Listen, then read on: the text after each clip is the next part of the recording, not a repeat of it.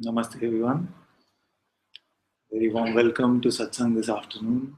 Sadhguru Sri Mujiji ki Jai. Jai.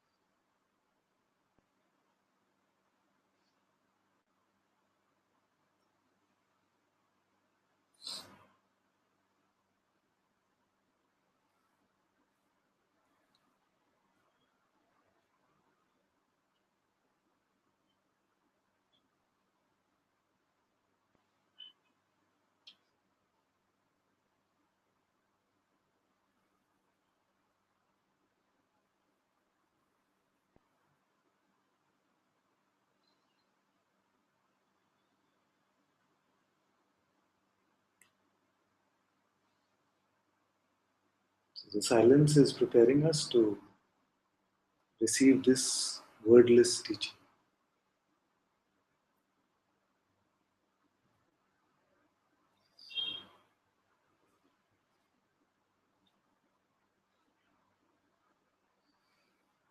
Our habit is that we have gone from place to place since we were children,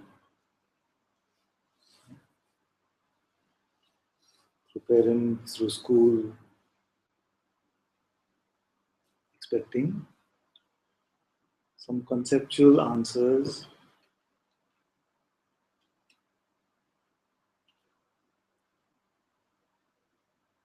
which will explain what is going on.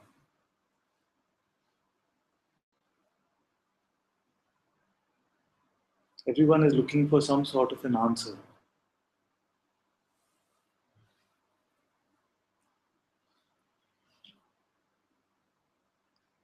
Then we come to a point where we see that no concept will do it. You see. There's something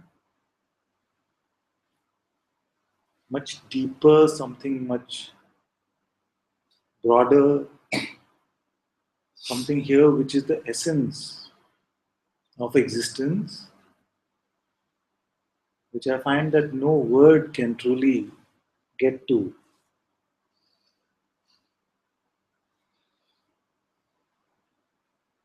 And in this silence, we're losing this reliance on words.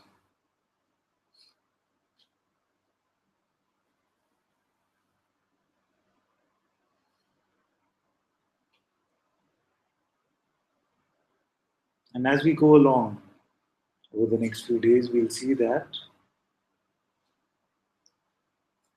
these words were given much more importance than they deserve.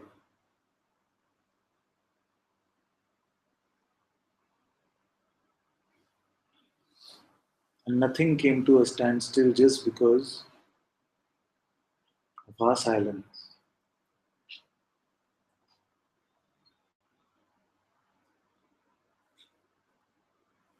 We are preparing to come face to face with our non-conceptual reality, the non-phenomenal self.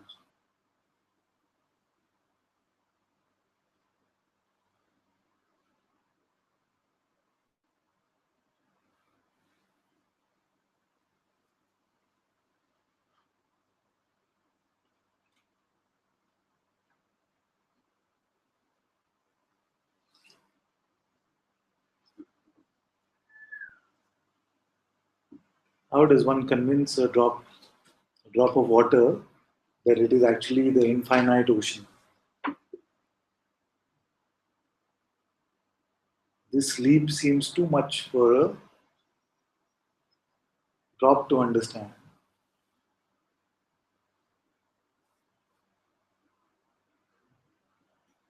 There's something that shifts, where we drop the personal perspective, the idea that I'm just this drop,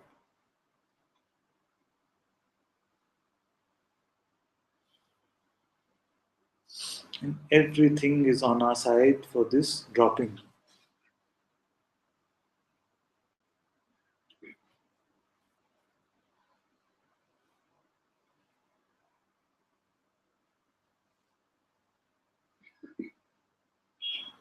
All the ground has been prepared for this unfolding.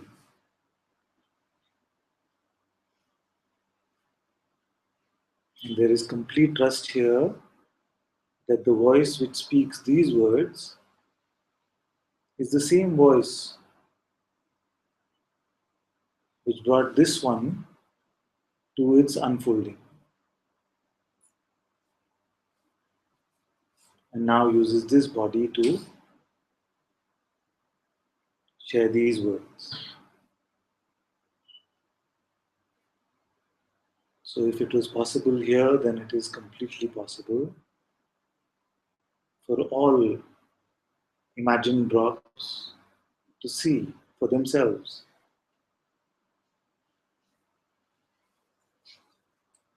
that they are just one infinite ocean.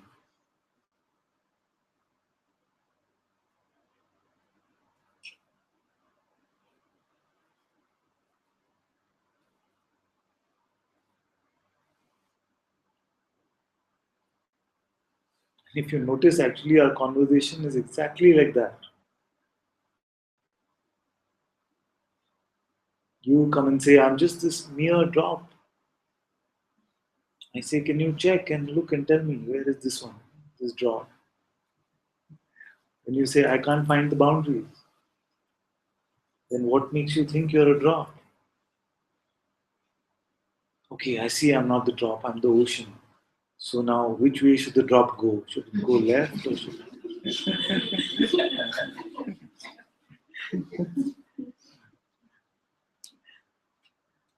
then what to say?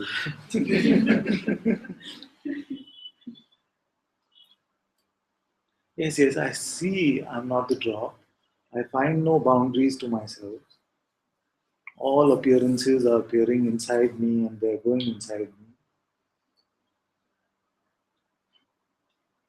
And yet, I'm not convinced. Because I was promised that I will become a super drop with a halo.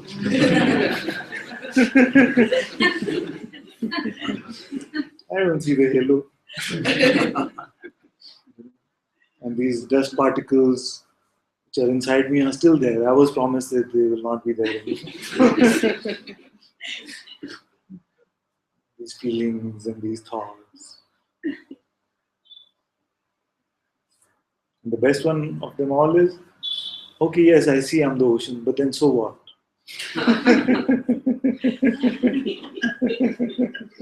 What did the drop get?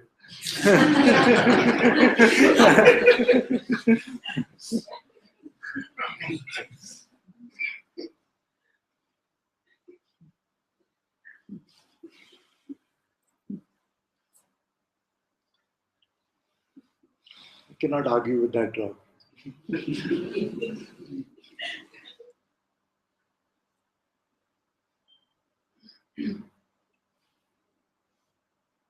But as I've been saying all morning, it is not true that the ocean became a drop. And then now the drop has to become the ocean again. It is just that the ocean itself is pretending, it has the power to pretend. Therefore, the switch is much simpler than we can imagine. And just in the seeing that I cannot find this individual identity, it was always just an idea, it never really happened. Then it cannot survive, the false cannot survive. And sometimes it survives with our permission. I want to play as a drop some more. I'm not done yet.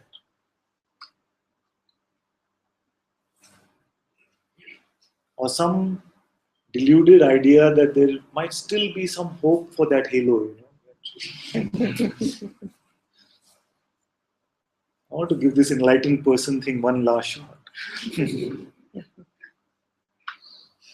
Because I heard such good things about these enlightened people. They could be at multiple places at the same time. They had all kinds of siddhis and powers. They were just in bliss all the time. They needed no sleep.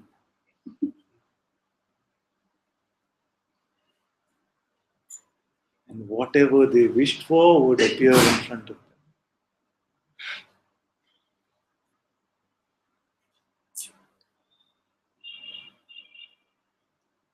So are we still waiting for those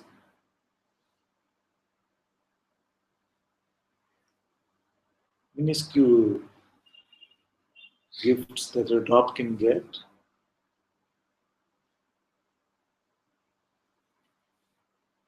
Or are we open now to just looking openly and coming to the realization that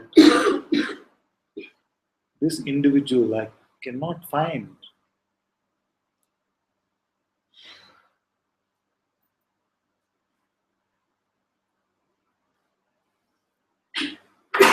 And one important resistance also that comes up is that the same mind says, it cannot be true like this because you could not have been so stupid to have believed yourself to be this for so long.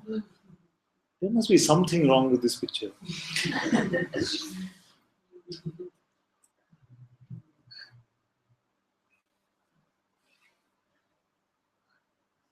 Maybe there is a way that the ocean became a drop and it happened to you.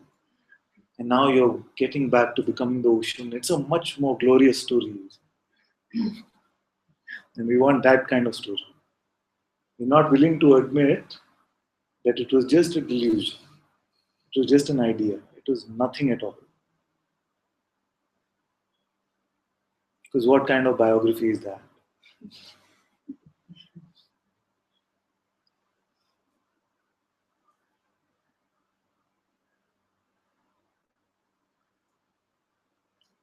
Even now, some of us might be waiting for some explosive experience.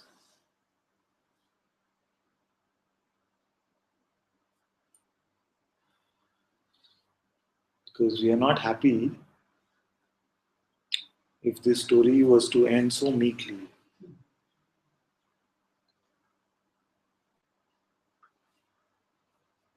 I searched and I searched for so many years. Then one day I was just sitting in this hall in Tiruvannamalai, and it occurred to me I'm not this ego. And I could see that only being is here. And I am the witness of even this being. End of story. Who'll buy this book?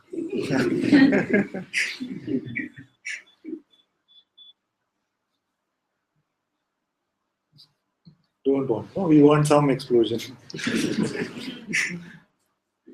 Then I came up on the hot seat and just looking at the master's eyes, something just exploded and everyone said, "Ah."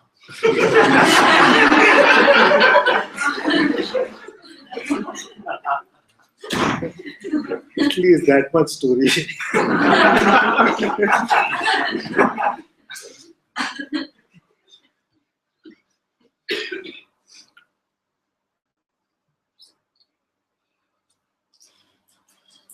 So I'm making a joke out of it, but this tendency to storify,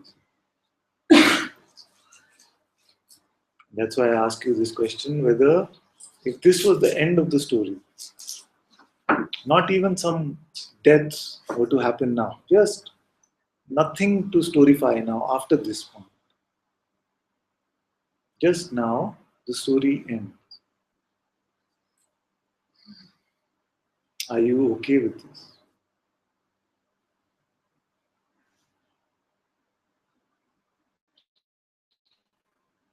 Nothing to report,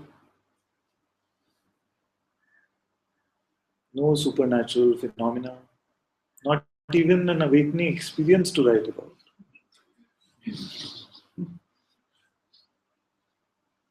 Just simply sitting here, I saw that I have never been a person. That much I'll give you. Okay?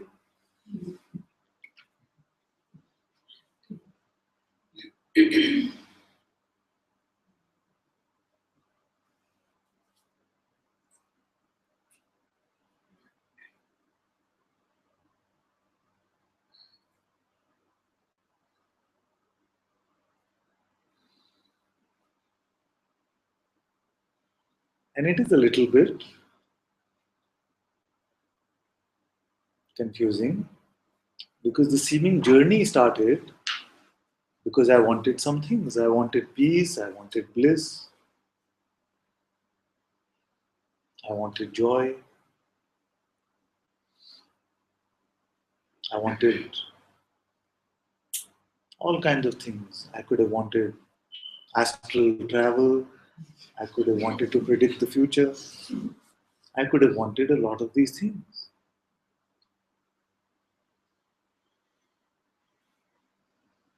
But I got nothing.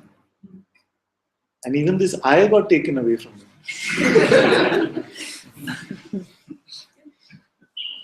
So not only didn't I get anything, even this I got taken from me.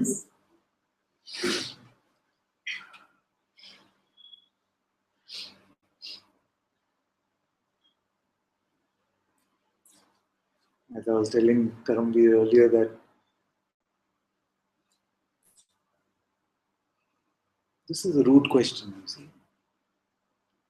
Do I want to be a free cat or do I want freedom from the cat?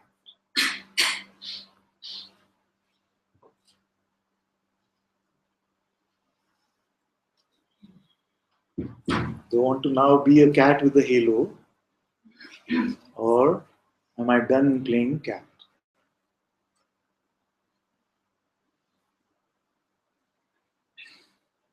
Am I willing to throw away my checklist of my idea of what freedom should be?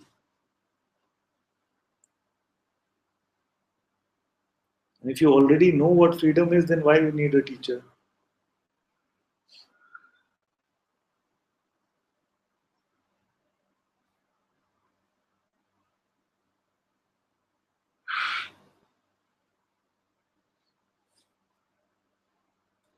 So these are the tricks of the mind, all the resistances which can. The truth is much simpler than that. Always available, just present.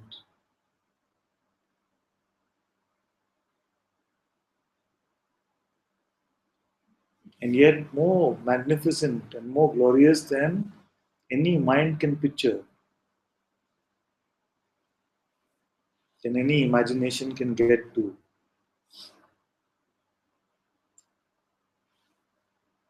And that is why, like my master says, no one who has discovered this truth about themselves says, I would rather go back and just be a person. No one.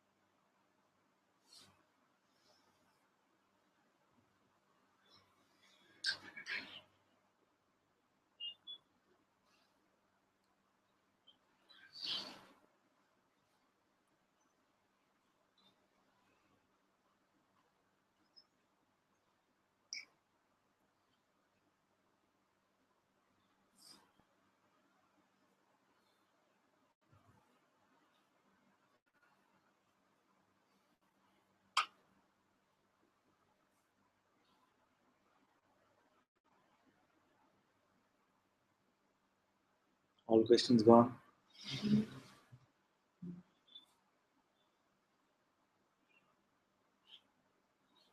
Or have I scared you into not asking?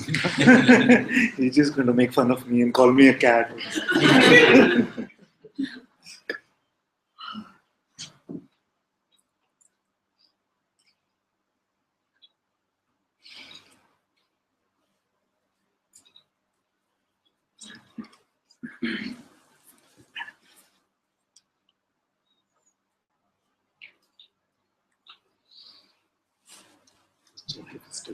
I know, pretty fancy setup. Okay. Maybe try a chair. So, I've been doing this self-inquiry for a while. And again, the cat has been me. Ah. And cat is not. Okay, just I know that it can seem like semantics, but I just want to make it clear that the cat doesn't exist. And therefore, it has not been doing. It is just God Himself pretending to be a cat, saying that I have been doing. Yes. So let me explain you my journey so far. So when I do this self-inquiry and I ask whatever situation and to who this is happening to, and it's me, and who is this me? Who am I? And then it's like pretty much nothing. No answer comes back, or there's no talk going on. So I call that a sense of beingness or I amness, and I stay as that.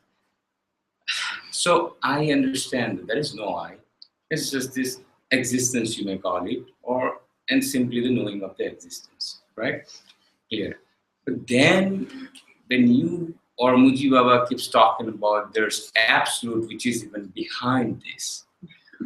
And I've read so many gurus, listened to so many gurus, and what all they've been saying is that the shift of perception is automatic and an individual cannot do anything. So is it like my meditation time is longer than usual, or am I missing something? A few points, so we'll pause here and then continue. The knowing with a capital K, which knows even the presence or existence is here, that is the absolute. Okay. So it's not some fancy knowing. That knowing's always there. Yes. Okay. So this is the absolute, which knows the presence and absence of being. So it knows that there's a difference between waking and sleep. You know. yes, and that's where I get confused when you bring the sleep state. So the deep sleep state, I'm not aware. I don't have a clue. You don't sleep? I sleep. How do you know? It's because I was not experienced, so I call this label. Slow. So you say I sleep. How do you know? Answer slowly. What is the answer? The answer is I sleep because there is a lack of experiencing, and we humans have defined or labeled it. I'm very slow. You have to be at my place. There is a lack of experiencing. Who knows this? You know that there is no experience in sleep. You know or you don't? I know that. You know. Not somebody told you. You know that. Yes. So this I that knows is still there. But that's I have to refer to memory to say that 4 hours ago I didn't have. Okay. No memory. You know that there is waking and there is sleep. It's known. Even a child knows. But it's a K. It's more like a little K. Small K. Little K means little K means that it's theoretical, intellectual understanding. It's just a concept. But if I ask my 9-year-old, did you go to sleep? She says yes. She didn't read it in a book. It's not in a scripture. It's directly known. But while I'm sleeping, for example, when I'm in deep sleep, I don't have a clue. I don't know anything. Then when do you experience sleep? After waking up? No. In sleep, you experience sleep. But I don't There experience is no anything. reporter there. Yes. No. There is no phenomena there. And yet you know that this is sleep. Or you can report that it was sleep only after waking up, obviously, because phenomena appears only after waking up. But it is not like I like to say, half jokingly, it's not like suddenly it was night time and the next instant it is morning time. You say, I went to sleep and I woke up. So there's an I which knows that sleep happened and then waking happened. It's not just time lapse. Yes, but if we didn't have the reporter, or if we didn't have our senses, Reporter can only report. Sleep is not experienced through the senses. You directly know, everyone directly knows that there is something called sleep. How do they know this? that's the direct experience. It's a direct experience of nothingness. Even this nothing is seen by you. Even lack of phenomena is perceived by you. And when you say it's seen by you in that state, I don't even know that I am. No, but am I saying anything wrong? Do you not know that there is something called sleep? You know. So this knowing is the absolute. This knowing which knows phenomena, non-phenomena. Mind, no mind. Appearance, no appearance. And you cannot separate from this one as much as you like. You can try. And I mean, in the waking state, it's pretty vanilla flavor, plain and simple. But when you introduce the sleep state, it just throws me off completely. Don't, because it maybe a little bit it is meant to throw the mind off because it's completely at a loss. You see? So we stop relying on mental inferences, conceptual knowledge, and very simply, like a child, we are looking. He's saying, I went to sleep. Yes, I went to sleep. I know this. How did you sleep last night? You sleep. You slept. Is there any inferring required for this? Is there any theoretical knowledge required to report this? So the mind is useless because it has nothing to rely on about this. So what is it that knows that sleep came, that waking came?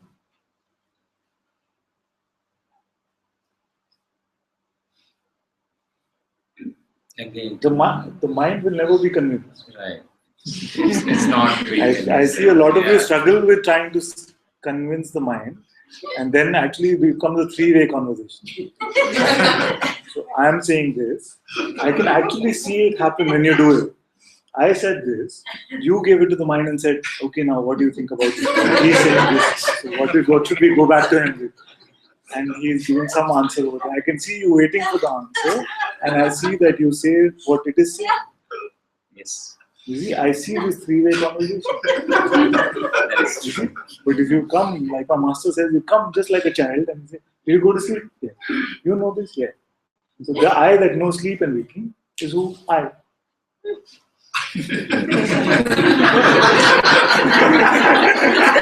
It's habit.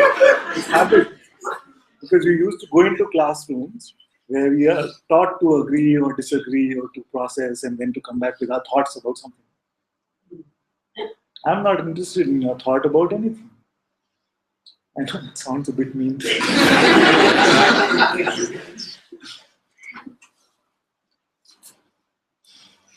It is undeniably you, the one that knows this, that there is something called sleep and waking. Otherwise, you would say that waking has different flavors, and I go through all of these states in the waking state. Why do you say I go to sleep?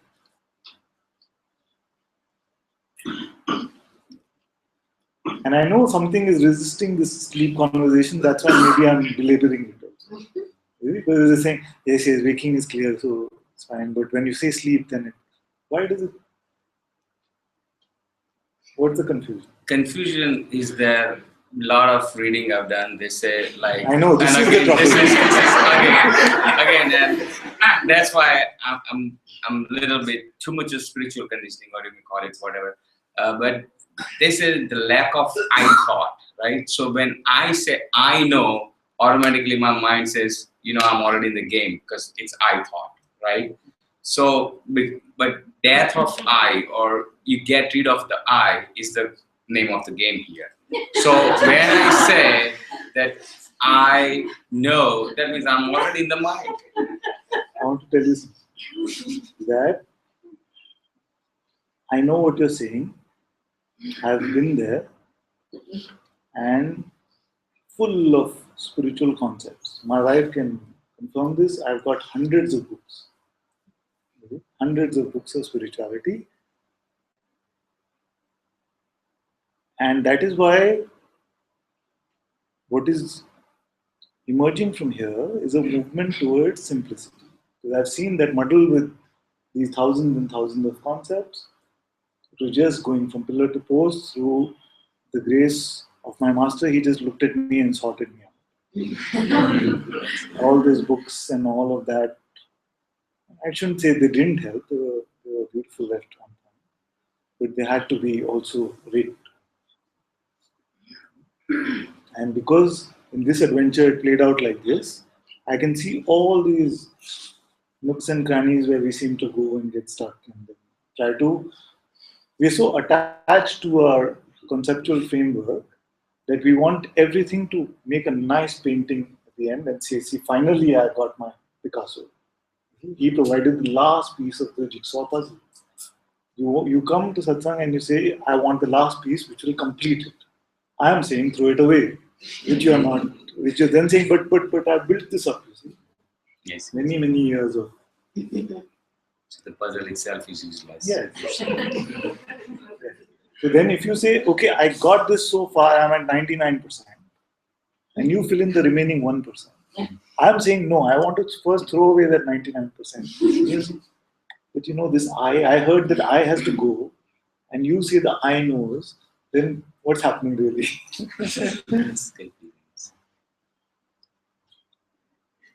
But one reassurance I want to give you, it is that nothing is spoken from here unless it has been directly experienced. And because it has been directly experienced, I know it will correlate because it must be your direct experience as well. So we're not relying on any scripture, we're not relying on any second-hand knowledge about anything. I just speak what I see. So can you join me in just speaking what you see? And then we see where it goes.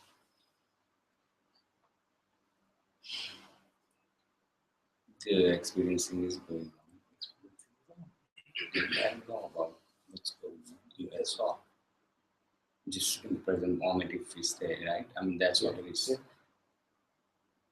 The trouble is where now? The trouble is, I want to live my life like this, which is beautiful, right? I mean, nothing to carry, no burden, right? My internal fear is that I am awareness, I know everything, right? But then this interpreter is also I. But that's looking at the things with interpreter is the self-interest. pretend I. Yes, pretend I, right?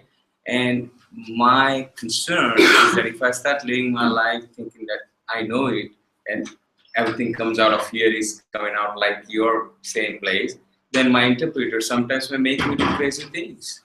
You see what I'm saying? No. We'll look at it again carefully. Okay.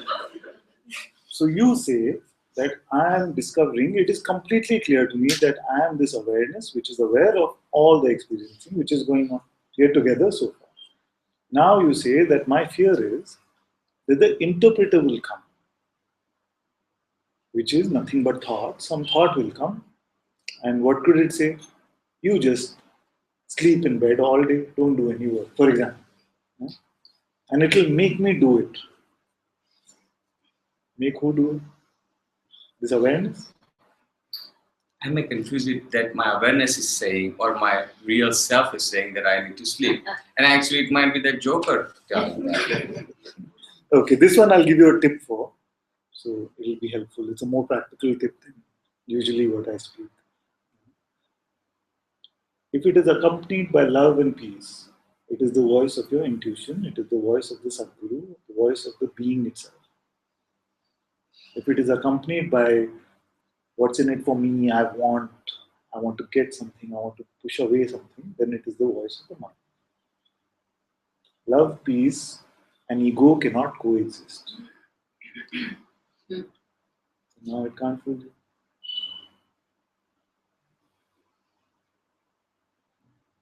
But lingering somewhere over there is still this idea that I am a doer.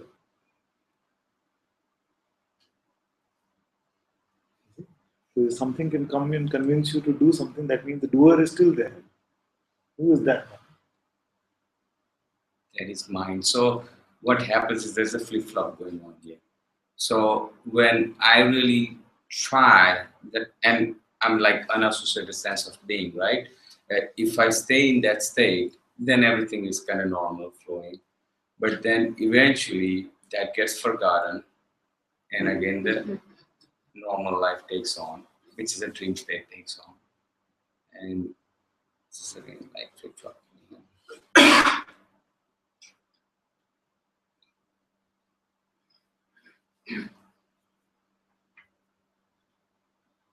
Is there a relation in this equation?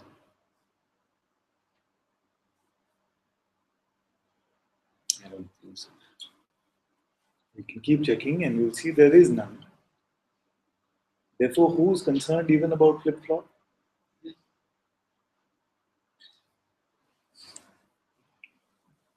That is true. Very often I say in Satsang, throw away the one that is checking your temperature all the time. So that's the way that this identity survives. It says, I'm your friend. I'm telling you how much spiritual progress you've made. You're at stage 8, flip-flop.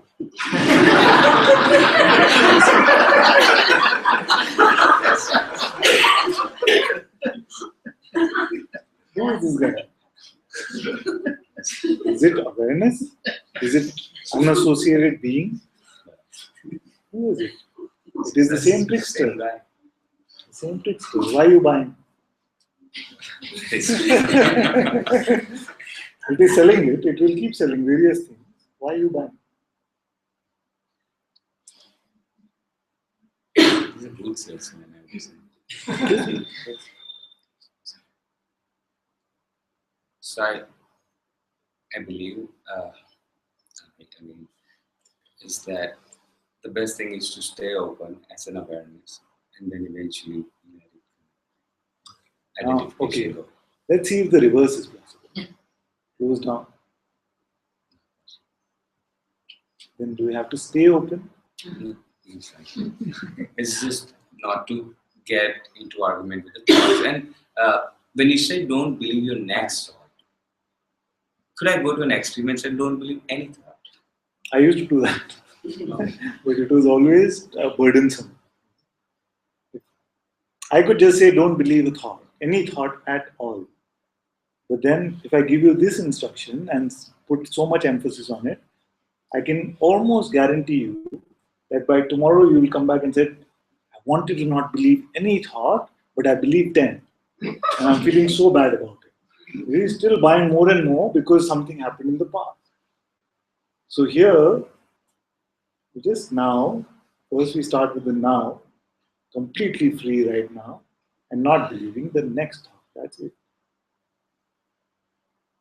So all that talk is going on. Just ignore it. Ignore means keep your attention away from it, which seems more difficult.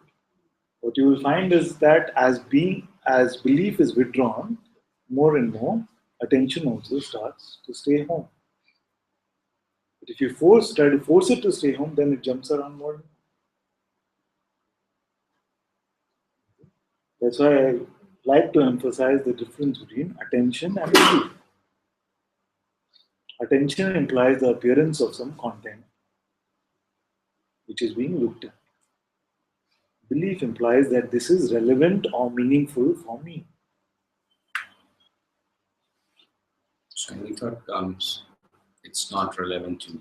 So in a way, There that's is what you none, said. because the me that it is speaking to you It's does not exist. non-existent. Yes, yes.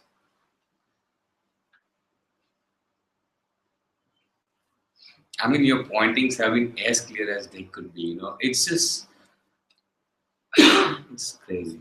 All I can say is, I mean, your pointings are super clear. I mean, lately I've been following you for 3 months. When your pointings are, I thought if I was a 5-year-old kid, I would have understood them much more easily. Now with all this conditioning, I understand, but it's just, it pulls you back. Yeah. Conditioning tries to say, hey, what happened to that thing we heard about? Enlightenment meant this, but that's not happening. So it will play on these fears. It will also bring up doubt. It will bring up doubt on both the pointing and the teacher and the entire path sometimes. We'll try to doubt these things because there's so much been kept in our box of conditioning, so many ideas of what liberation and freedom mean, what enlightenment is. that's one last thing. So when we don't believe our next thought or anything, right?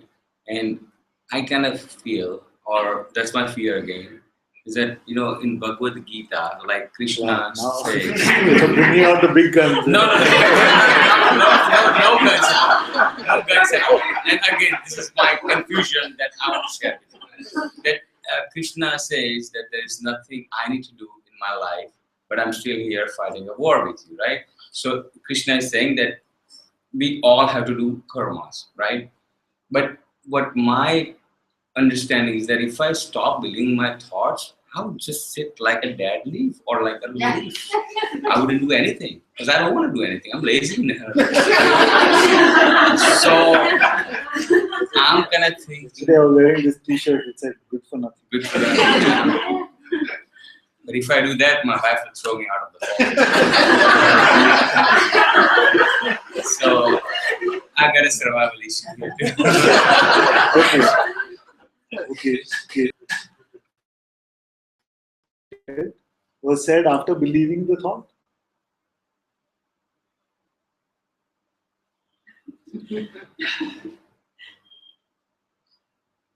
So you're saying I believed some thought and that's what I'm saying? No, I'm saying that this spontaneous flow had to happen and it's happened. Consciousness is playing this way. Thought is just convincing you that you are the doer. It is taking credit, post facto mostly also. It is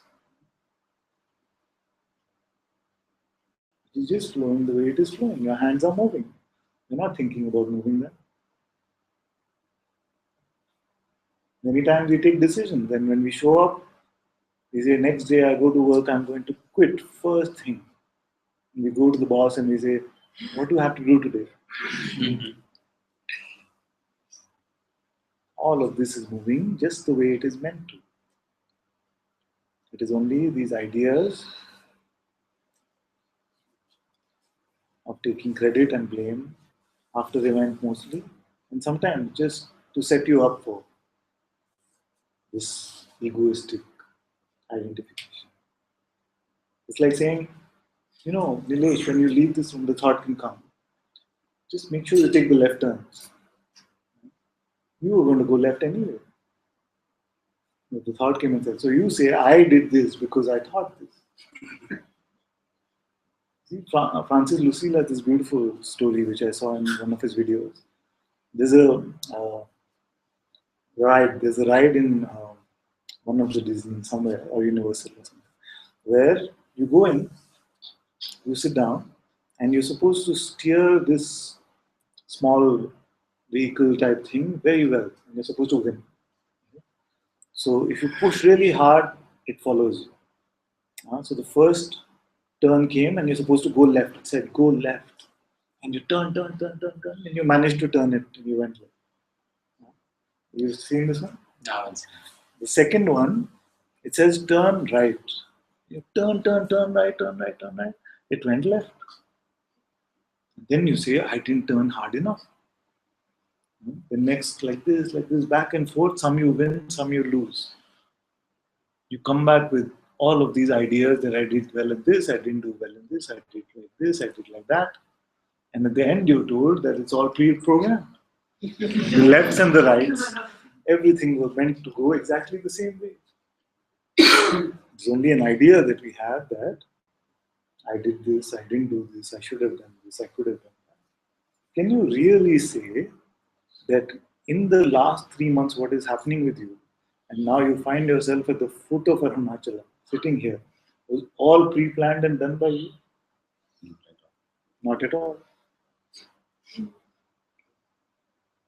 And what is it doing? Yeah, it is.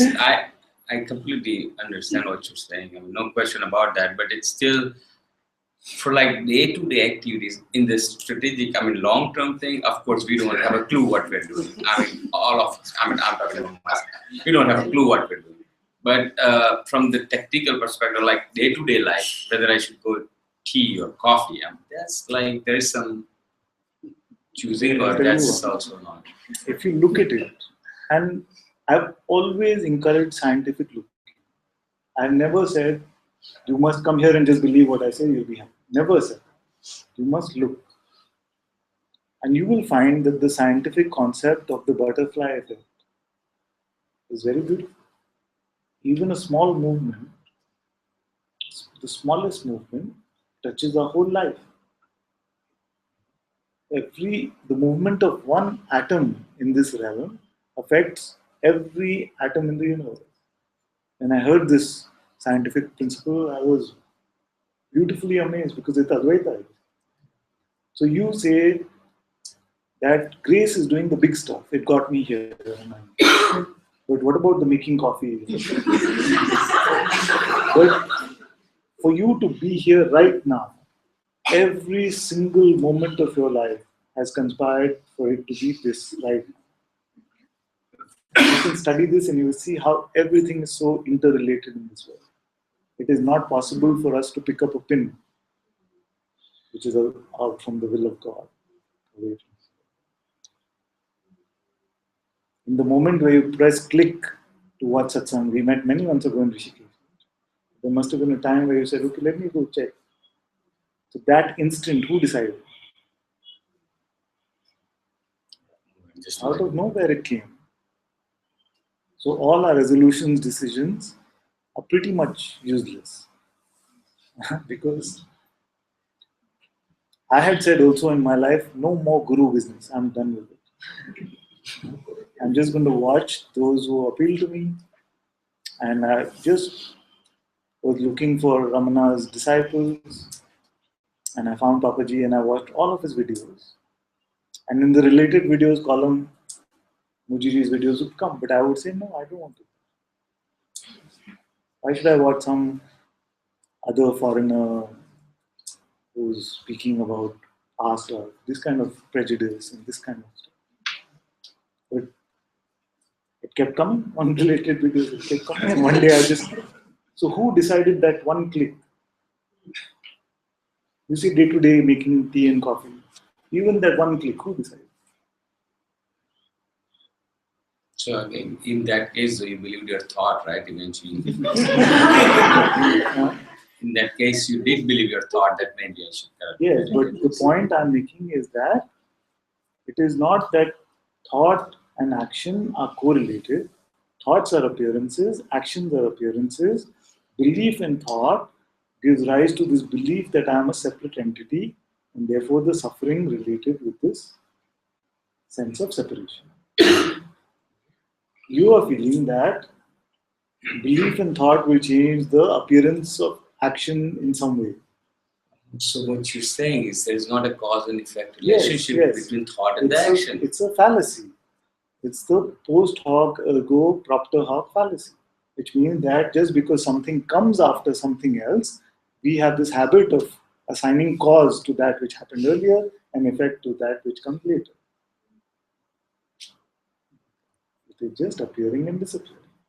Just like it says in the Yoga Vasishtha, that the crow came and sat on the branch of the coconut tree and the coconut fell. And we say because the crow came and sat on the branch, the coconut fell. It's just happening.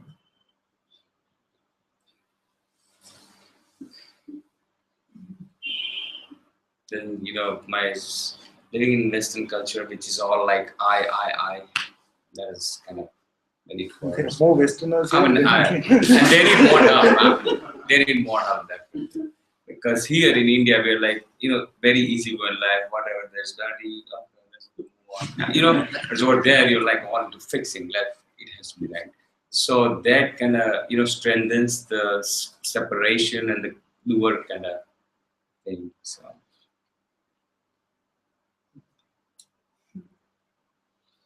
I'm glad I met you. Whether I get awakening or whatever.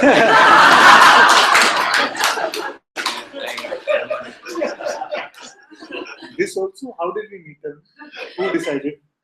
We just ran into each other and we were taking a walk, no? As far as I remember. Yes. Adam, my group, second group. He brought me to you.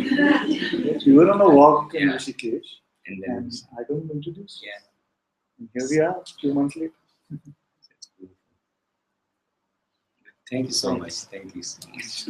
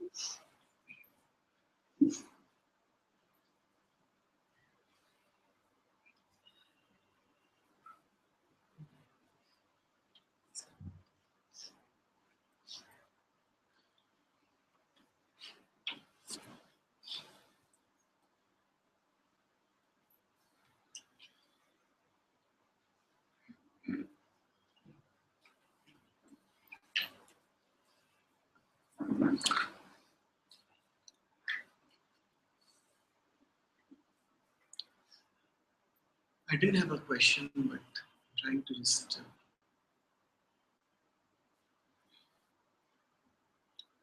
it's a bit related to what he said about what seems to be volitional or will, and what seems to be accidental, and what seems to be destiny, and things like that. And I would say that in my what I have observed is also something like this, that I plan things and stuff like that. But I also see that in spite of that, what is valuable is normally happens unplanned. It may happen within the plan, but it is not pre something like that. I mean, so also I find myself a bit skeptical about gurus and things like that. Having met many teachers, many very profound teachers, many Tiru Western teachers and things like that. So there is some level of skepticism with me whenever I meet somebody new. But I still go because I know that at some point that drops and there is a more openness. So I come often with a baggage of that or a screen of skepticism. But I have the trust that it may. I'll just pause here because I'll lose track. This is healthy skepticism. This is good. And I welcome it actually. Because you must take what is spoken here and check for yourself. So we're not giving some gospel truth which you must believe. I don't want to give you a new set of beliefs. So So everything that is spoken here, you must be able to say, I checked like this, and I find that this is true, or I find that it is not true. I'm very open to this conversation. Then you might find that as you've been checking, and you find that it correlates with your experience directly, then some trust gets built up. And whether this trust becomes devotion or not, that's okay. But we are not to keep this skepticism aside and say, just he's the guru, so many are following him, just you must believe. Not like that. We are very scientific in our approach. So we are speaking from what is seen right now. And if there is a job, the only job is to check and verify whether this is the case or not.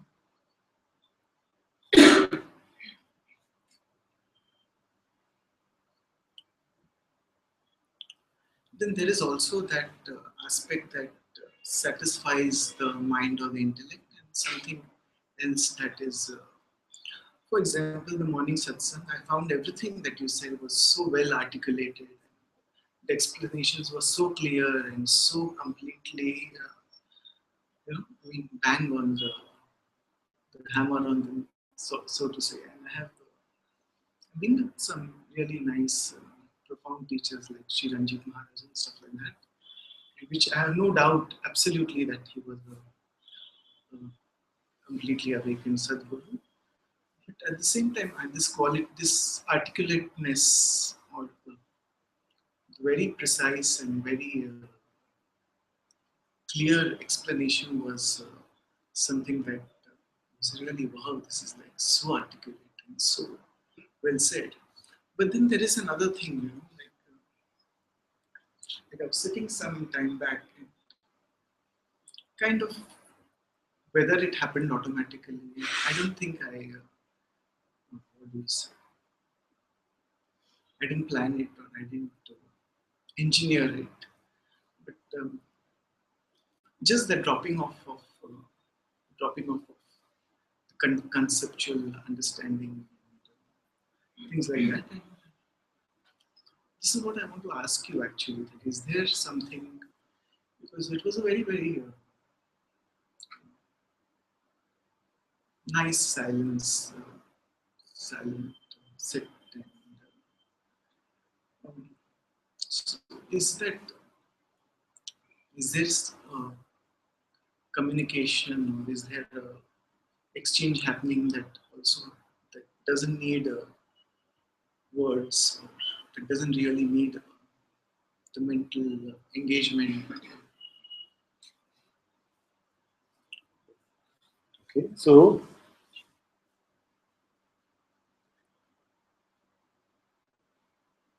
there are times where it can be seen from here also that the articulation is not so elegant sometimes. Is it? But there is someone who could be listening and something just clicks. How does that clicking happen? Is it because of the strength of the articulation, or is it that these words are just the reflection of where you are? So when you went to the great Ranjit Maharaj Ji, it could be that something was not right enough for the clicking. Maybe if you hear those words again, you'll say, wow, this is really articulate. But here now, when these words are being shared, something is just click, click, click. Seems to fit in.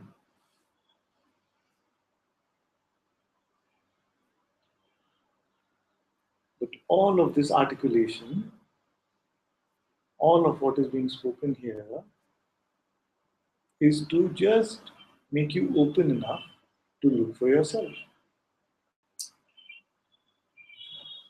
Just bring you to this point where you're just looking for your own self. Because if I was to, at the end of the retreat, all you would be left with is a very articulate spiritual framework, then I have not done my job at all.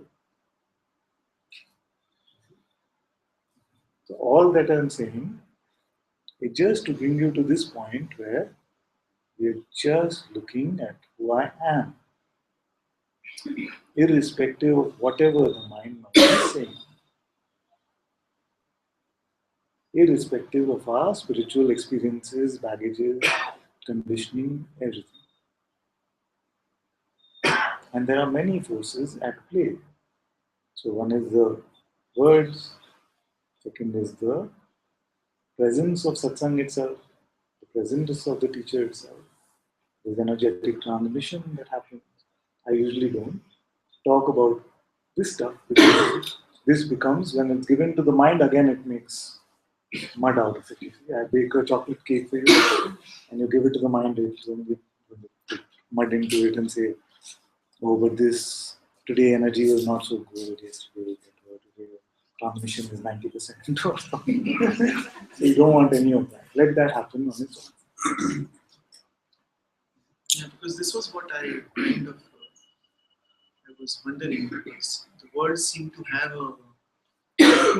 It's nice to have the words and the explanation and all that, but something I think something seems to be the case that goes beyond the words, and possibly something that words are not sufficient enough to communicate. Absolutely. That is what I mean by whether there is an engineering of a thing or just something happening on its more I mysterious. said in the beginning of satsang today that the silence is preparing us to receive this non-conceptual, non-phenomenal point. And Bhagavan said himself that silence is the best teacher. But so many times you sat in silence. It's not that, not just that.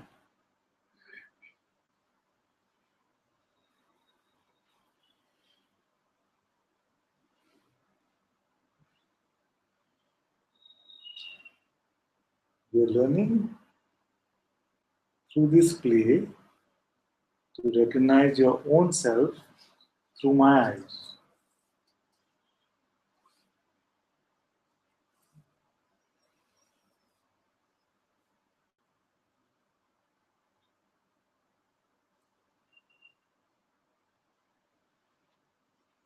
I can figure no words, no other words to articulate. I was quite happy just sitting without having the necessity of verbal exchange. It was quite sufficient enough. It seemed that it was not really needed to.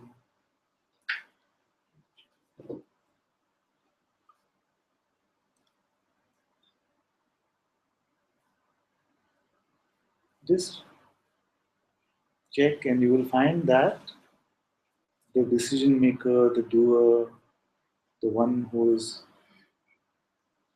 the seeker, all of these are just ideas. Life is moving on its own.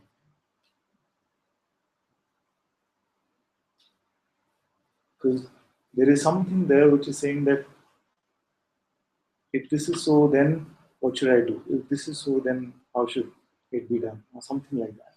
I'm getting that sense of something which is trying to figure this out.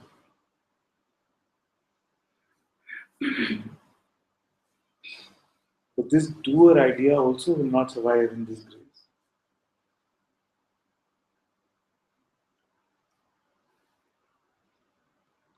I do actually understand that what is much more valuable is what is not planned or where it's not engineered by the doer. But I see that I'm not in that flow all the time, so I let the doer do its thing. But I know You that can be in no other flow. It's just an idea. That's why all these, I said in the morning, all the ideas about free will versus God's will, personal doer versus God being the doer, all of this becomes clear with the question, who am I? And if you find that there is no person here, then where is the question of personal doership, personal planning? It's like saying that, yes, I find there is no person, but to my trip back, I need to plan. The person needs to plan. How is it possible?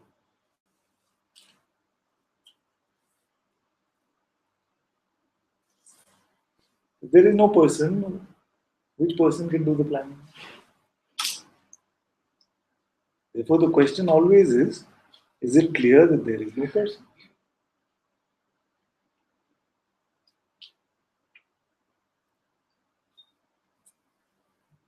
Or does it still sound like some Advaitic, esoteric, mystical concept? Does it sound like a statement of reality right now? Or does it sound like somewhere I have to get to? See, practically speaking, in terms of a conventional reality, I see that things fall in place in spite of me. In spite of me. Me who? In spite of what I would say as the. I know what you're saying very nicely actually is that, and I've heard it many times in Satsang, it is that it's all very clear right now in Satsang, but when I go to the real world, then how do I operate? You said conceptual reality or something like that. But there is no such thing. It's all just one appearance, one world. There is no Satsang world and outside Satsang world. There is no practical and impractical world. The person never exists, whether here or outside or in the market.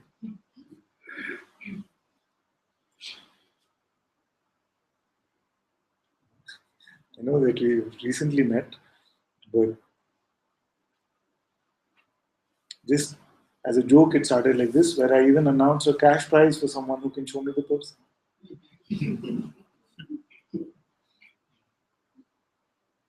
And Priya got me to raise it last week. It went from $100 to $1,000.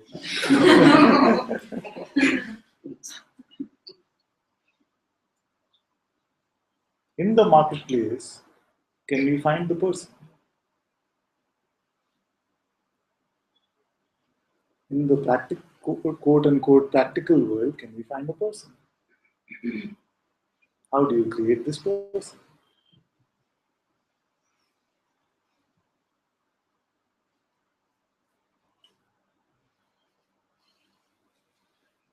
So the question about doership must be secondary to this, isn't it?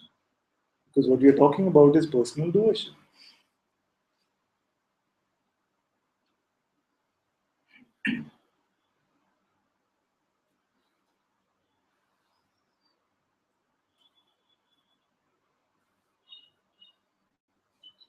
Maybe you say the illusion of worship.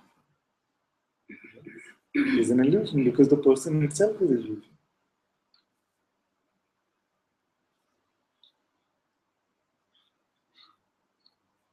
Is it seen through or no?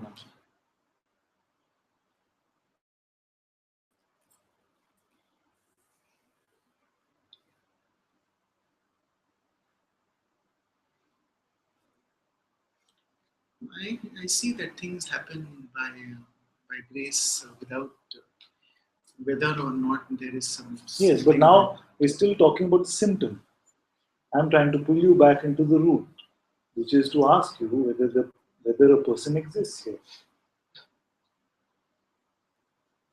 Whether it happens through God's grace or through personal will is secondary. Right now, first we are evaluating, we are checking whether there is the existence of a person.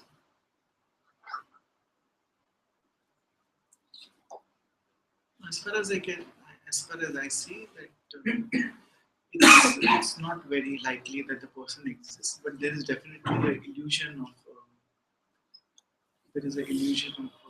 Oh, a separate. There is this. you can say it's okay. There is an illusion of personhood. Yes, there is an Illusion of personhood. What does it mean? Seriously.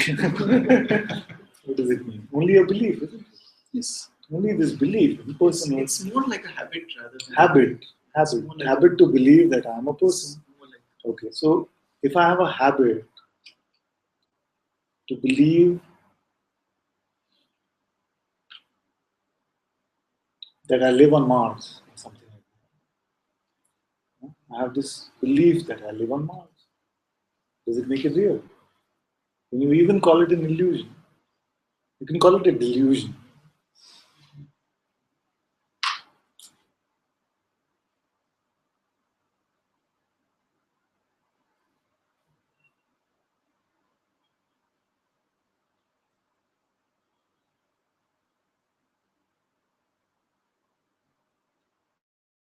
I find no thing. I find the existence at this atomic and molecular level of this body, which I'm not denying. It is appearing. But who is the person who says, I want healthy body also?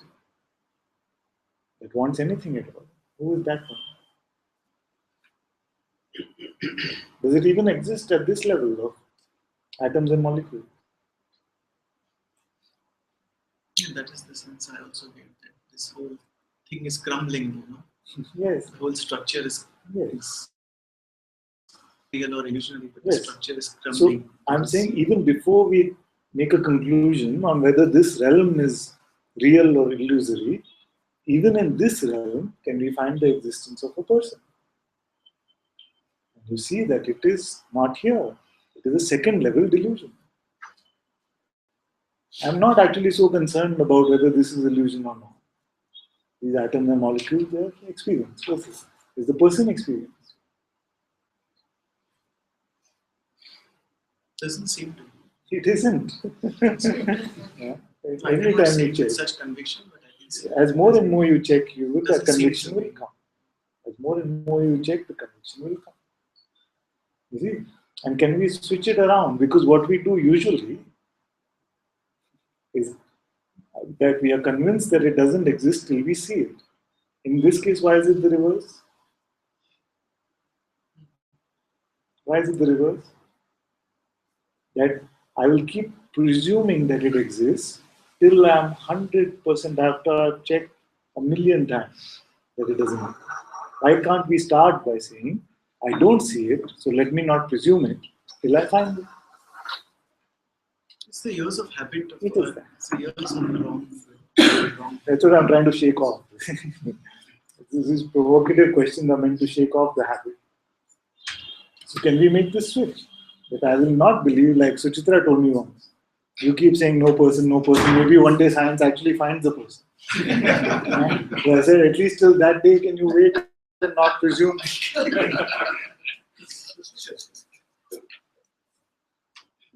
We have no evidence of its existence.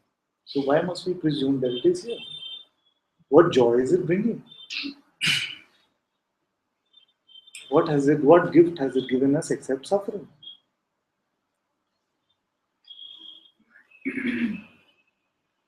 This habit.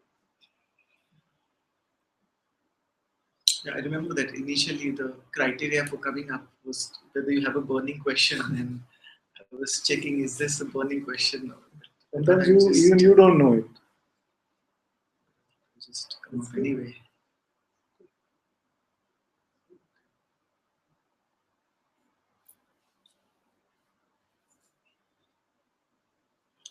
So, happy to be Very happy with it. here. The grace of everything.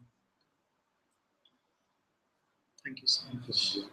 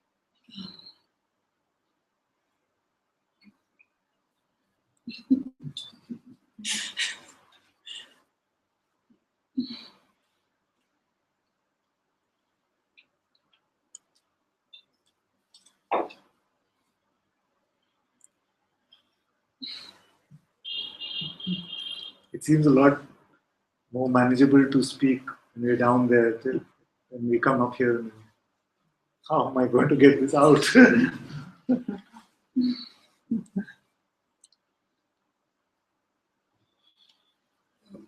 Probably not.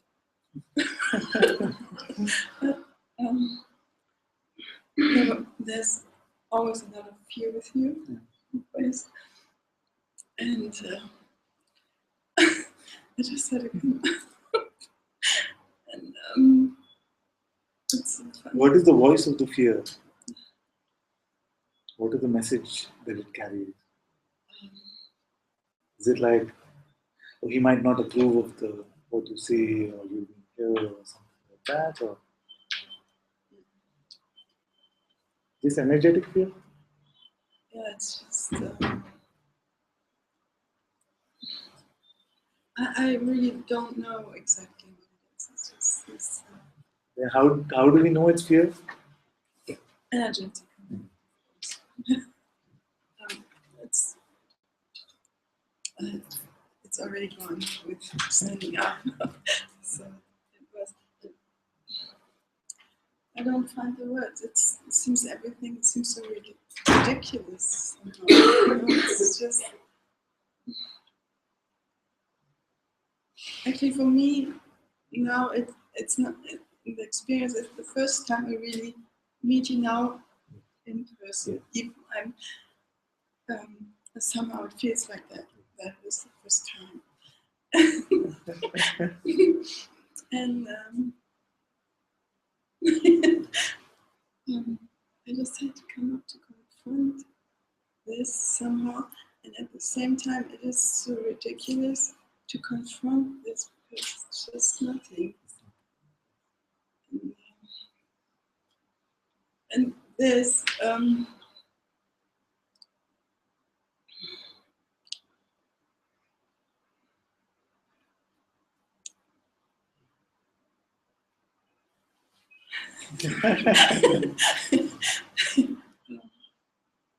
it's just what is appearing, and yet I really don't understand what is going on because it's too beautiful. Everything is just appearing. No, it's just appearing, and it's actually nothing. And Yes, from the level of reality, that which is coming and going must be nothing. Isn't it? yeah. And then there was a kind of question here. So it's stupid to confront fears or to, and yet it's not stupid. And Yes, because this is level confusion little bit. You see? So everything at the level of phenomena for that which is non-phenomenal is nothing. And yet, when this phenomenal game is being played, then there is no harm. And if something is coming up, if there is some fear, some energy like this, and you say, yes, this must be confronted and seen through. Nothing wrong. So ultimately, everything is nothing. You see? So from that level, then everything is stupid, like you say, because everything is nothing. yeah, You see? But now that this play is on, then we have to play. Some play will go on, and this is what is being played now. yeah, this is just something very old feel, very.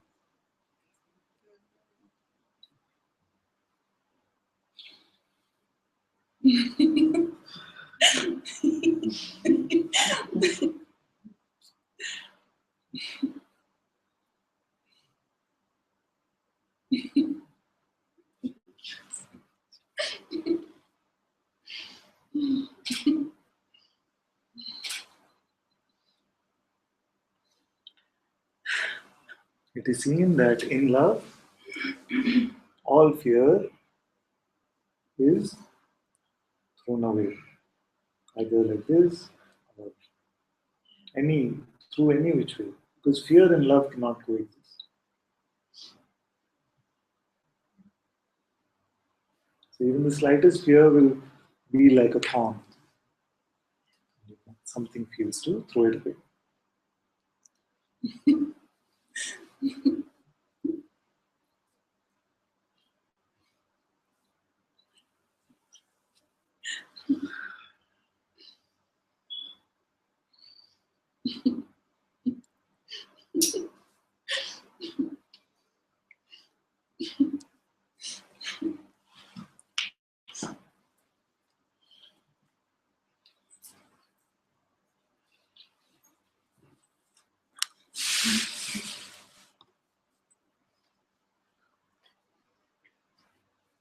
I get some of the regular water.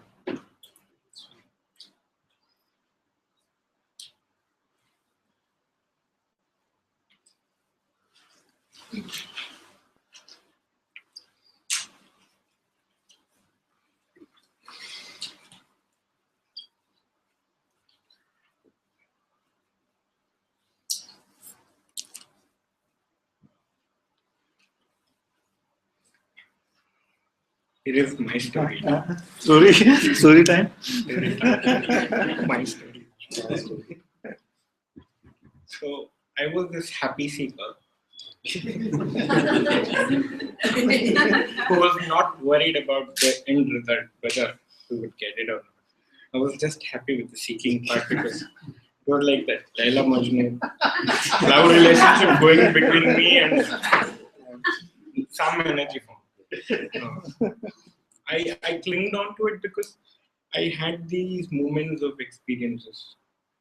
I don't know whether they were the tricks of the mind, but they were very real for me, like ecstatic joy,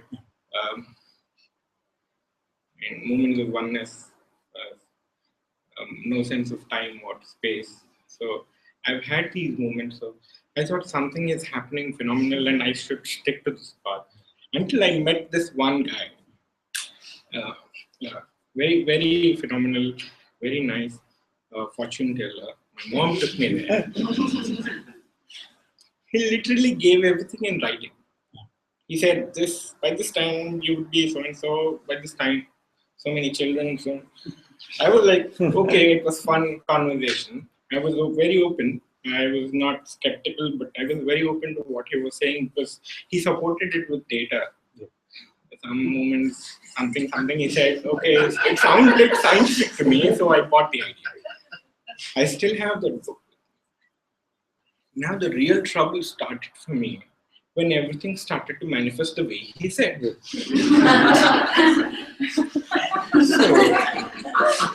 So Father, now the thing is, I'm a programmed child. I don't want to be a programmed child. I want to be spontaneous.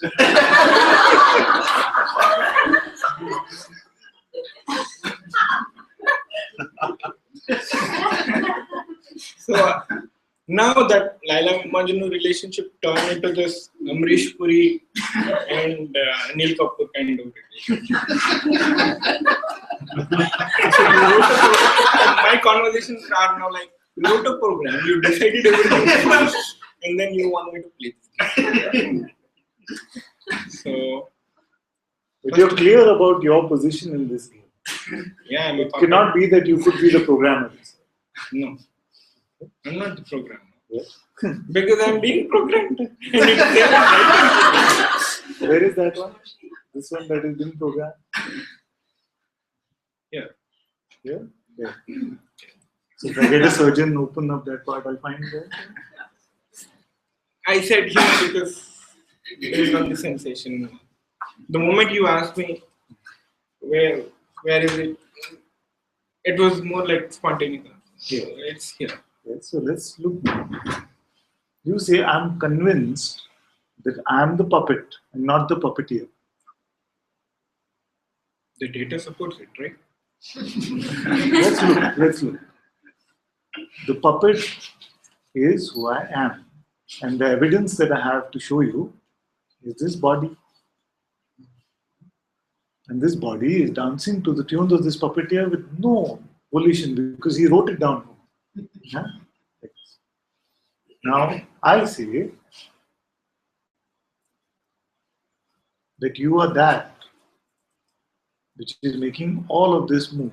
You are not this body.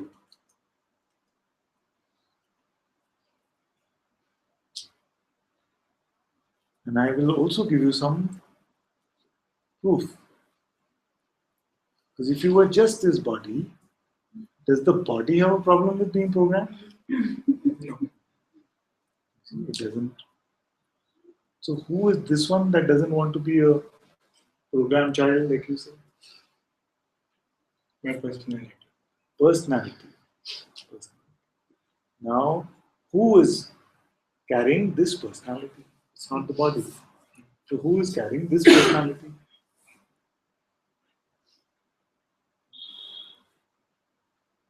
Personality means changing. Today personality like this. 10 years ago, very good dancing in college. Huh? That is also part of the personality. Yeah. Huh? So this personality is changing. Who is the one who is carrying this personality? Ego.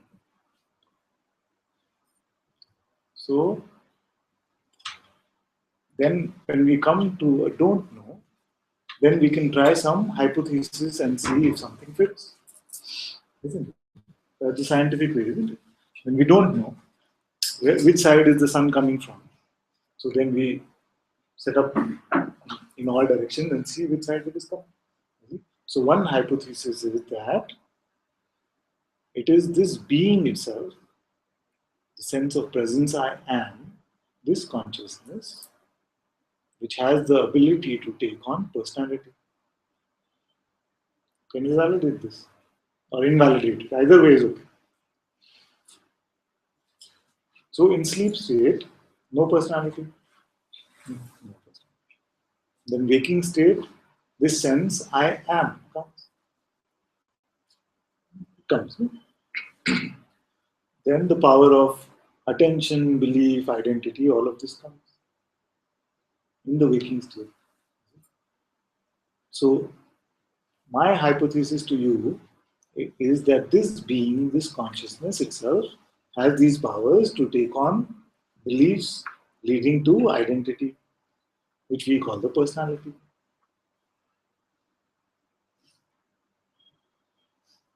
So when you check, do you find that this is true, or do you find that it is the body itself which can take on beliefs and identity? No, the body cannot. Body can. This being, what about this one? It's not bothered. In a way, it's Yes, but does it have the potential to believe or not believe? And therefore leading to identity or personality. It has that power, isn't it? Yes. The power of belief belongs to this being. Yes. So this being, is it a puppet or the puppeteer?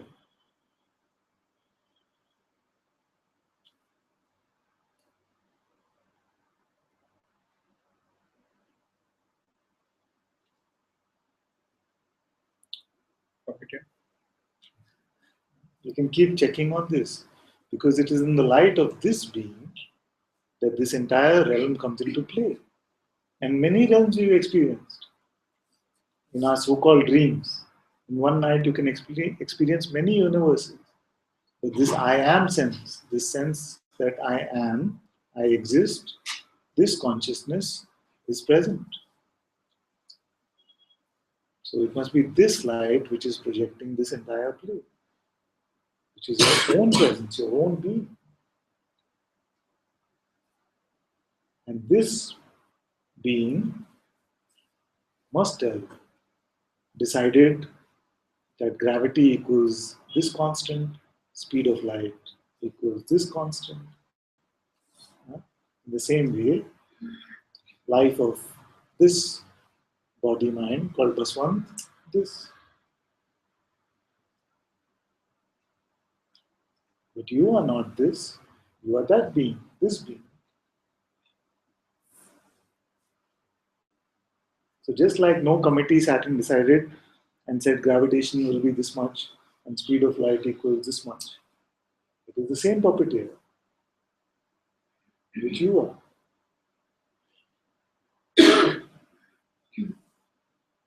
Now the voice which claims that I am this individual entity will obviously feel threatened, that everything is predetermined, then what's my role? Yeah, that's my concern now. Is my the moment of awakening is also predestined? If yes, what's the point?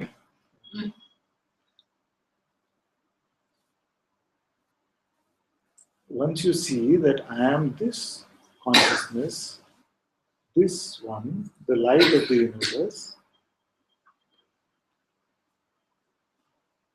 and it is moving everything, all time, all space, are reliant on this one. And you see this, isn't it? Because in what seems like 10 minutes of the sleep state, you can have a dream which lasts the entire lifetime. So time is dependent on this. Dream also has unlimited space. You see? So time and space are dancing to the tunes of your being. So if you look at, if you move to the real perspective, which is that I am this being, and switch away from the false perspective that I am an individual entity which we cannot even clearly define what we are, then you will find that even awakening is just part of the play for me. To the light of the universe, what is the meaning of awakening? I've played enough. I don't want to play anymore. Then, if you truly played enough person, You know. then if you truly played enough, don't believe anything personal, including the story of how the life of this person will go.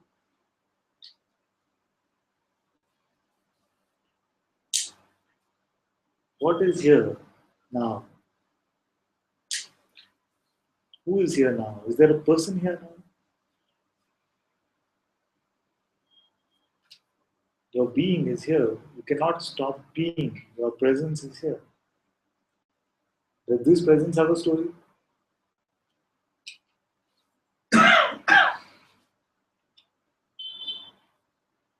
Does it have a desire? Does it have an aversion? Is it commenting even about the play?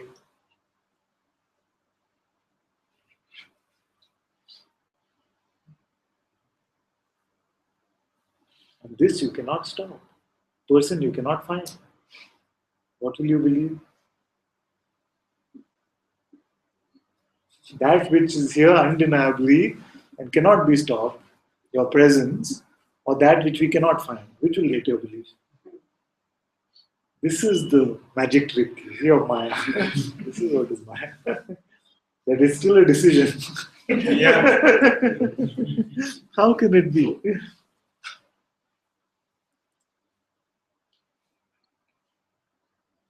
As I'm speaking with you, this intellect is popping up in my mind. Now throw in this question. Yes, please. I'm used to it. Don't worry. But I think the biggest voice I hear now is you cannot survive in this world being the I. It says you're too innocent to survive. You need me. You need me to protect you. It's very much like that scene in Revolver. I don't know whether you've seen the elevator scene in Revolver. Oh yeah. Very much like that, no? Who's been taking care of you so far? And you're just going to leave, let me go. It's very common for the mind to come up with this kind of stuff. The non-existent one has been taking care of you. Great. So, Grace, I'm an accident. I don't think I was planned. I mean, in the sense, nothing in my life happened the way I planned for myself. Thank you for that clarification.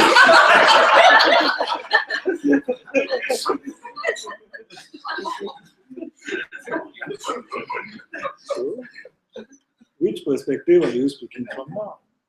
From the perspective of being? No, from the perspective of this person's experience. But for personal experience, first there must be person. Where is that?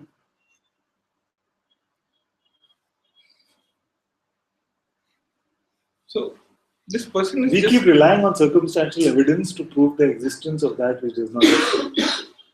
The circumstantial evidence being the mind says this. Why would it just say if no person existed? Why would this voice be here? Like this circumstance. Or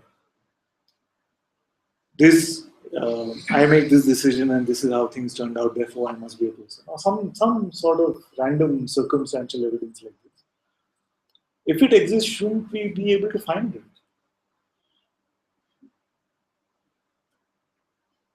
If the ego is real, then it should be here.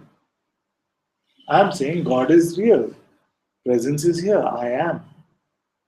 I am saying the absolute self is real. There is witnessing even of this I am. I don't find anything else, anyone else that is here. The other day we were saying that it's like the abominable snowman. Because you saw a footprint, you presume that it must be. What is the footprint? Just these thoughts.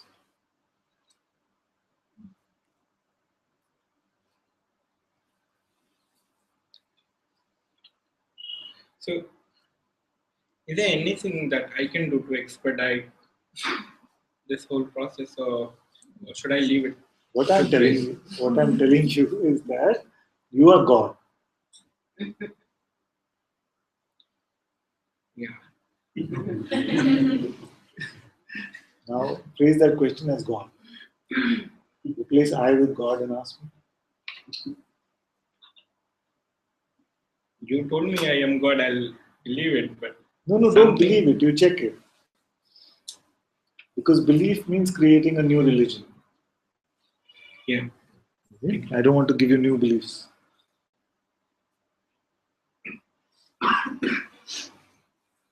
So one thing is clear, that the ego, this person I cannot find. This presence which is here, I am, I cannot deny. I am calling this presence God. Now you have to show me how you are anything other than this.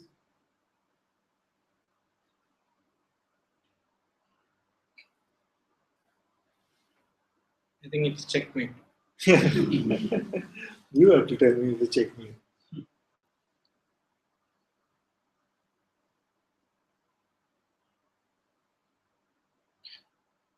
I think what is missing...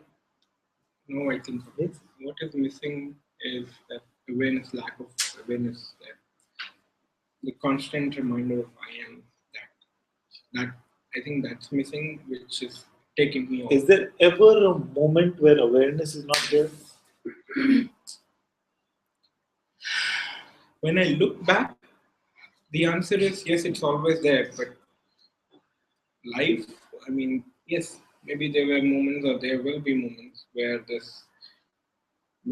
I'm reacting to things instead of responding. Yes, so you say that God should not be angry or reactionary or something. Or just because some reaction is there, therefore it cannot be God.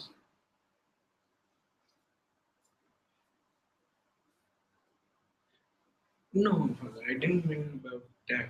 What I meant was how I feel at the end of it. So Your there is no feelings bliss. are not, Yeah. feelings are also circumstantial evidence. No bliss there. But I never promise bliss, even in the marketing. But there is no bliss in enlightenment. Bliss can also come and go. Freedom cannot be a state, because every state that comes goes. That's why it's called a state. See, so enlightenment of freedom is freedom from the expectation of states. It is the allowing of all states to come and go. It is the non-resisting of all states. And as we allow, as we don't resist, we find that there is no sufferer. Being is unconcerned by whatever might be appearing within it. It's nothing, not even a grain of sand for it. You see? Suppose this big white wall and there's a dot with a black sketch pen, you put a dot. You ask most people to go and say, what do you see? They'll say, I see a black dot. Nobody says, I see the big white wall. Just in the same way, our being is infinite like this. But just because some anger or some fear or something like that is like this. We say this is here, it should not. But where is it? It is in the infiniteness of your own being.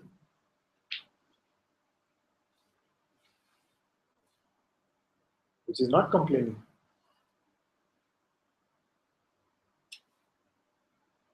Anything else? Yes.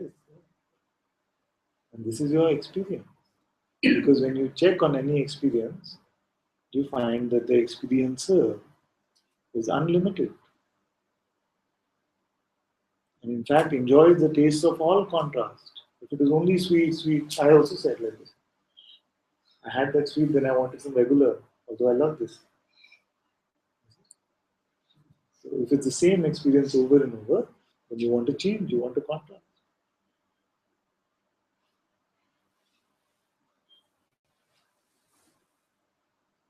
It is the contrast which give life to these experiences.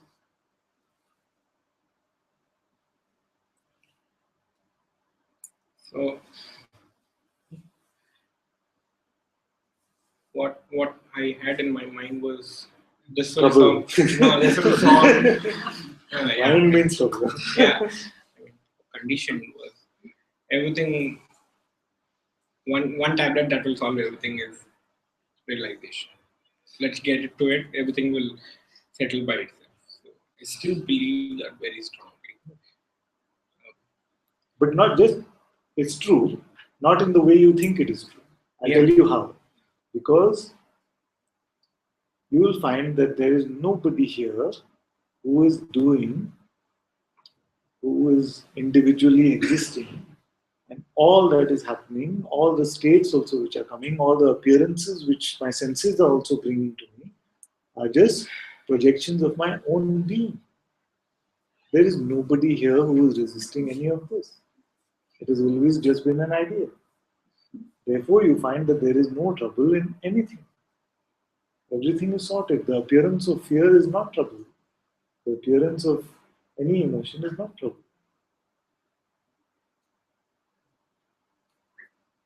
Is a sincere desire itself not enough, Father? Sincere desire To be free to be free is enough. is enough. Then why is it not true in my case? It is true. Because you are here.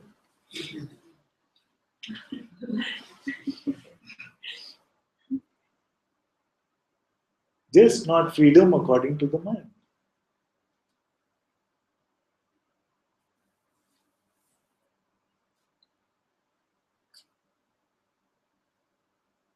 To be free, first rid yourself about the concepts of freedom that you have. Free from everything. Yeah. I'm up for it. Where do I sign? Before signing, you are free. Yeah. Now you are free because you cannot show me bondage in this moment. Your signing will bind you.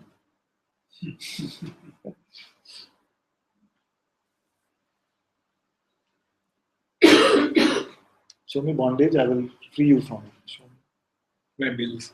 Huh? Is bondage? Yeah, my bills. Is bondage? Like my master says, this universe with trillions of planets and all of this is happening. Yeah? God is doing all of this. Your bills he cannot pay. You told that? I think I watched. You've seen this.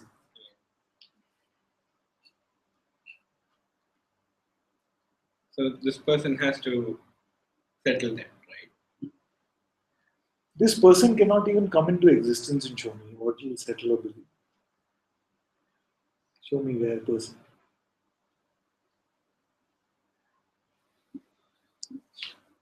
Let it come, no? Then let it come first, then we'll allow it to sign the check for the bill. Where is it? It's all blind. It doesn't exist.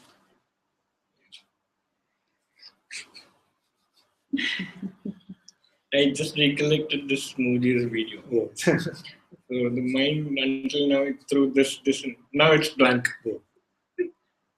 It's blank. It doesn't have a response. It's the other day we were saying that it wants a showdown. But I just sneak past. And I was looking what happened.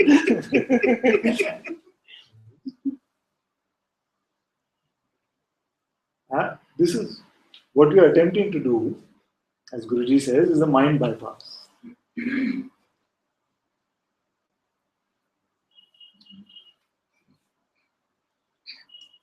The only trouble that comes is this when it becomes this three-way conversation. This is what the teacher is saying, then we give it to the mind and say, okay, mind, what do you think about what the teacher is saying? And then we report, okay, mind is saying this. So then it is two opposite ends of the spectrum which are having this conversation, which will not go anywhere. So we must bring one of the two out of the equation. So either I must go out of the equation or the mind must go out of the equation. And as God, nobody can prevent you from making either choice.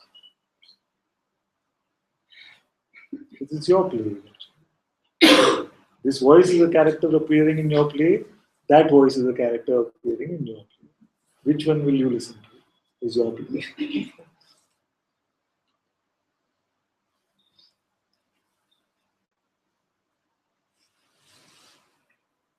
Are you thinking about it? No, because it's all blank. I'm zoned out.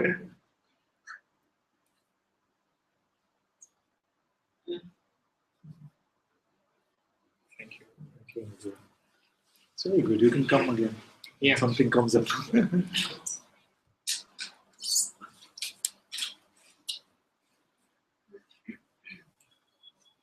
Oh, good, right on time.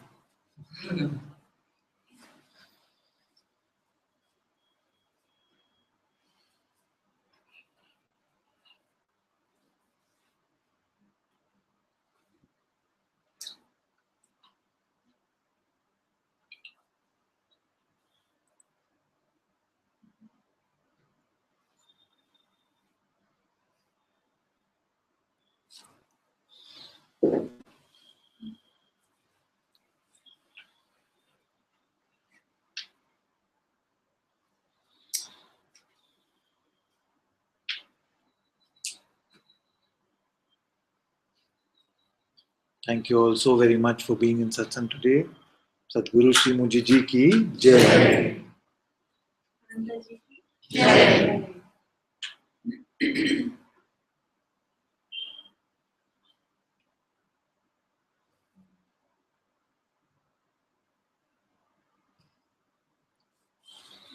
Thank you all.